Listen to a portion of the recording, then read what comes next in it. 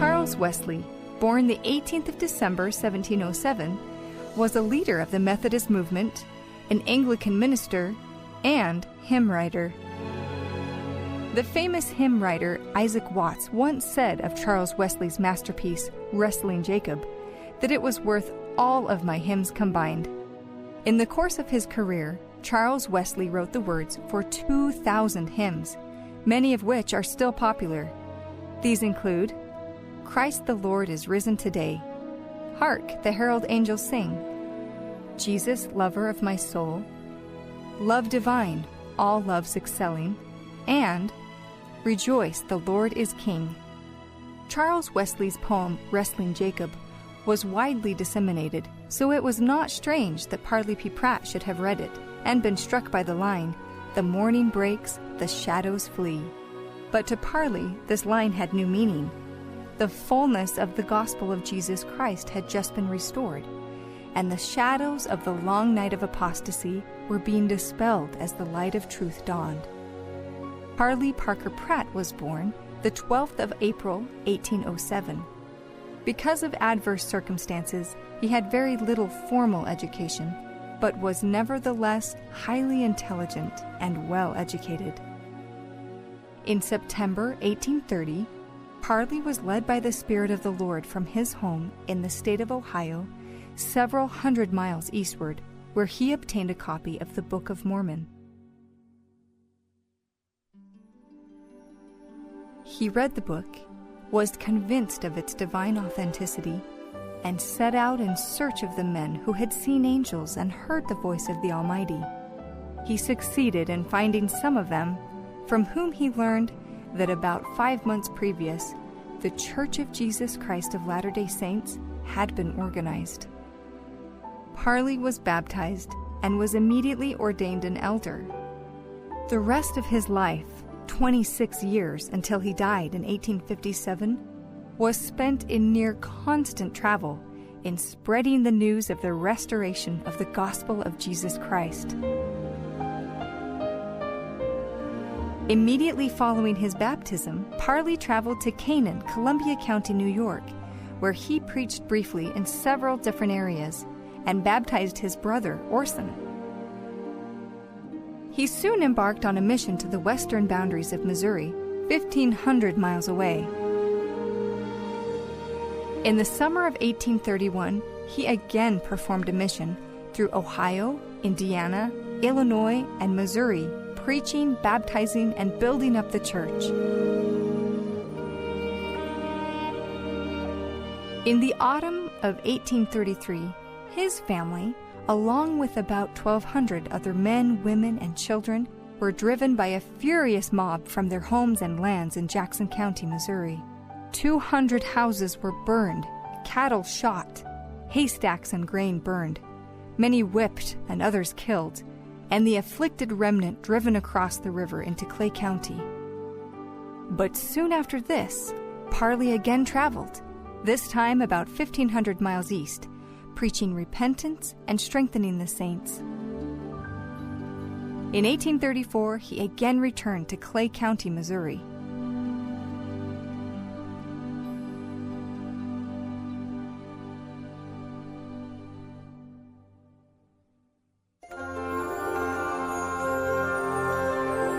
Merrill Jensen's arrangement of The Morning Breaks is found on his High on the Mountaintop album.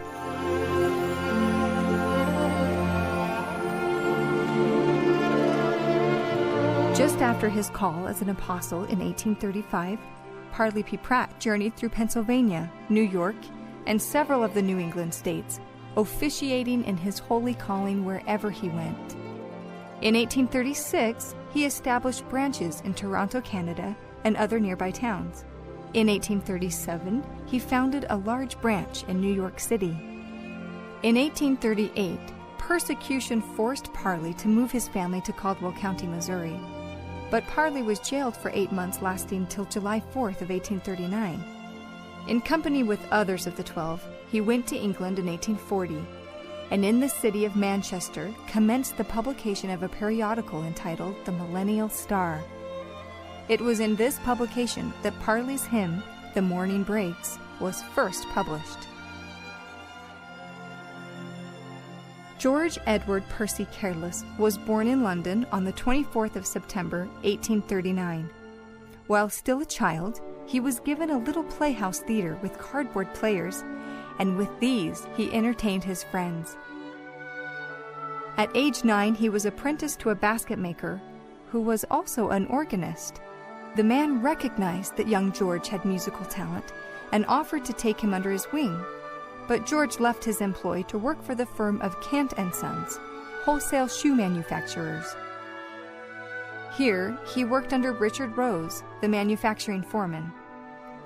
Rose owned a collection of violins, which he let George use. George taught himself how to play the violin and began to save money to buy one of his own. Young George also had a clear soprano voice and was offered a position in a cathedral choir, including a salary and a free musical education. But meanwhile, he had come in contact with missionaries from the Church of Jesus Christ of Latter-day Saints. Instead of accepting employment with the choir, he accepted the gospel. On the 26th of October, 1850, at 11 years of age, he was baptized into the church by Elder John Hyde. Historical sources give no indication of the attitude of George's parents toward his new faith. However, 2 years after his conversion, he clashed with his father about his future. George's father insisted that the boy learn a useful trade, but George was adamant about following a career in music. Finally, his father gave George the choice of learning a trade or leaving home. George left home. As George grew to maturity, he began to earn extra money playing his violin, but he also became increasingly concerned about his diminutive physical size. On one occasion, during these years, he found himself outside Parliament as Lord Palmerston, then Prime Minister, and Lord John Russell came out of the building. Lord Palmerston was a large man, but Lord Russell was as small as George. George thought, "There go two of the greatest statesmen in England. One a man of large stature, the other very small, but both equally great. Now, if Russell can make his mark in the world, so can I." In 1859, George began formal studies at the Royal Academy of Music in London. He passed the 4-year course of studies in only 3 years, and in 1862 began playing professionally. During the next 2 years, George played under many of the famous conductors then working in London. George also conducted the Goswell Branch Choir and presented concerts for church members and their friends as part of the London Conference meetings of October 1863 and January 1864. One Sunday evening early in 1864, Elder William Staines approached him. "Brother George," he said, "I had a dream about you last night, and was shown that you were advancing so rapidly in your profession that your fame and fortune would be made if you remained in London, and that you would not be able to sacrifice it if you did not immigrate to Zion this year." Elder Staines then counseled George to sail for Utah on the next ship, offering to advance him the money if need be. After laboring with George for half an hour, Elder Staines said, "You are wanted in Zion, and I want you to go. What do you say?" "I will go," said George.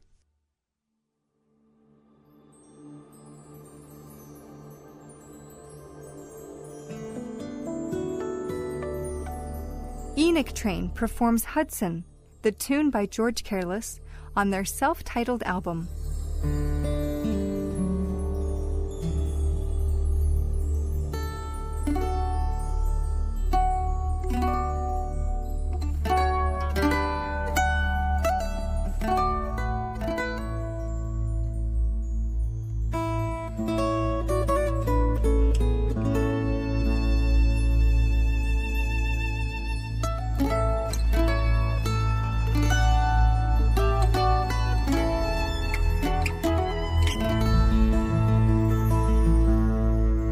The familiar George Careless tune with which we now associate the Morning Breaks was created in this way.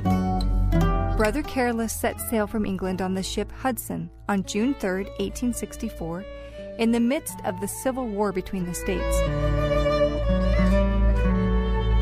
As the ship neared Castle Garden, New York, Captain Isaiah Pratt approached George and said he had admired the singing of the Mormon group so much that he wanted one of the professor's hymn tunes, as his family was religious and liked to sing hymns on Sunday evenings. "I am very sorry, Captain, but my music is all packed up," said George. "I haven't even a bit of music paper, or I would write one for you." The captain said he must have one. So young George took a piece of writing paper out of his pocket, drew staff lines across it, and looked for a quiet place.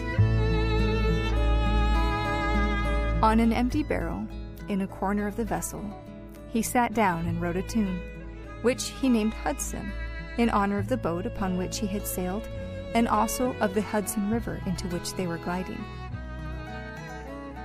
He put the words of "The morning breaks, the shadows flee" to this music, assembled the choir, and they sang it for the captain. Brother Careless gave the captain a copy of the music, which pleased him greatly. 12 years later, in 1876, Brother Careless's hymn tune was finally published.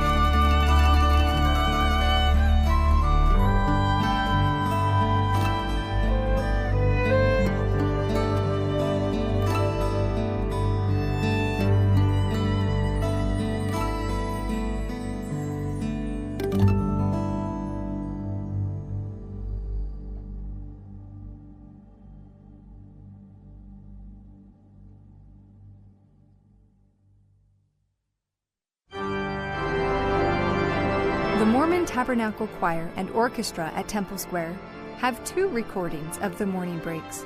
This version comes from the Come Come Ye Saints album.